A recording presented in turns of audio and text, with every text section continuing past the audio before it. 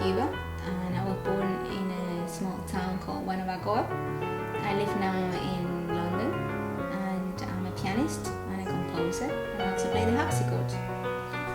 When I went to school, at the age of 7, the piano teacher said I couldn't play the piano because I had short hands, and my mum wanted me to study something else. She wanted me to do math or science, and I said, "No, Mum, I want to become a pianist." So that was one of my biggest challenges, just to prove people I could actually play the piano. Many years after, I finished studies at the High Institute of Arts in Cuba. There I had really good piano teachers and people who helped me throughout my career.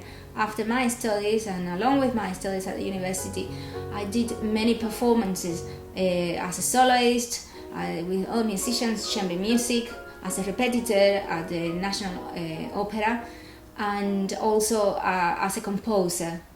I was really lucky because I had the chance to get training from one of the best piano teachers. Her name is Olga Valiente.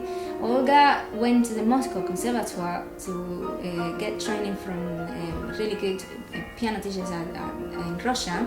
At that time it was the Soviet Union. And then when she returned to Cuba, she was teaching many students, including me. So I had over 15 years training with her, and the basics of my technique is a Russian technique, which I think is one of the best in the world.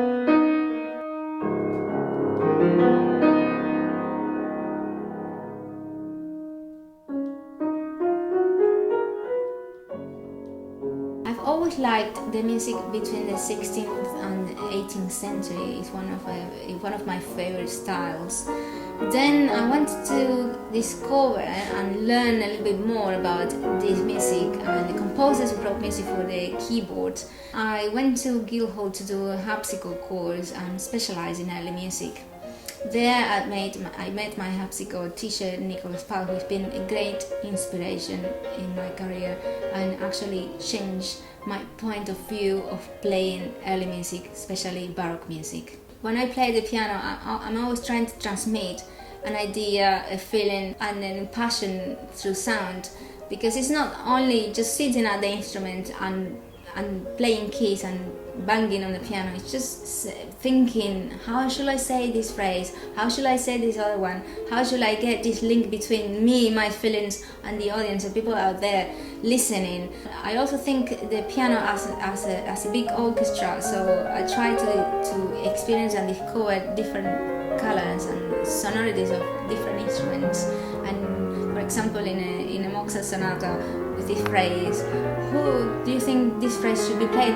Should it be played by a flute or an oboe, and the bass line, the violoncellos or the bass, and just trying to be more creative. That's the whole idea.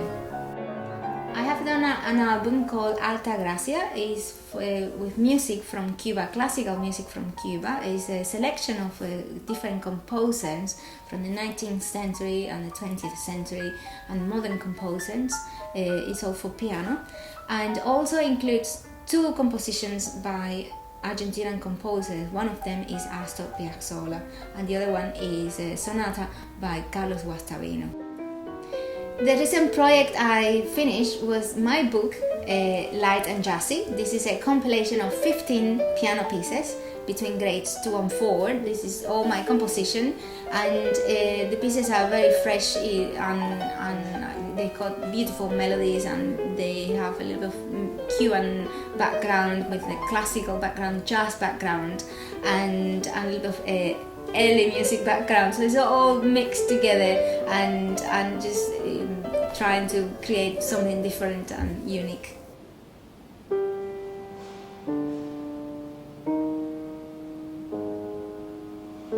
I'm really passionate about teaching, and I enjoy teaching my students, and I always welcome new people, and especially if they share the same passion as me.